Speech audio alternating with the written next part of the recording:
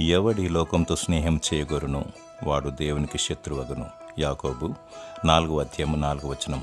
ఈ రోజుల్లో ప్రతి ఒక్కరు మనుషులతో, లోకంతో, మరి ముఖ్యంగా సెల్ ఫోన్తో సహవాసం చేస్తున్నారు. ఫోన్లో మాట్లాడడం, సినిమాలు చూడడం, యూట్యూబ్లో పనికిమాలిన చెత్త చెదారం, అశ్లీల చిత్రాలు వీక్షించడం మరియు గేమ్స్ ఆడడం, ఇలా రోజుకు గంటల తరబడి సమయాన్ని వృధా చేస్తూ ఈ లోకంతో స్నేహం చేస్తున్నారు. చిన్నపిల్లలు, యవనస్తులు, వృద్ధులు, వయస్సుతో నిమిత్తం లేకుండా భూప్రపంచంలో అందరూ ఈ సెల్ ఫోన్ ద్వారా పతనమైపోతున్నారు. అశ్లీల చిత్రాలు చూసినప్పుడు వ్యభిచార, కామ, వికార తలంపులు రేకెత్తుతాయి. మనస్సు కల్మషమవుతుంది. గేమ్స్ ఆడితే సమయం వృధా అవుతుంది.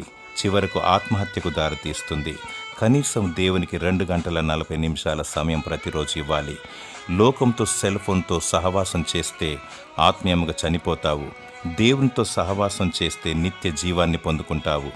దేవుడు తన సహవాసమును అనుగ్రహించి నిన్ను బ్రతికించునుగాక. ఆమెన్.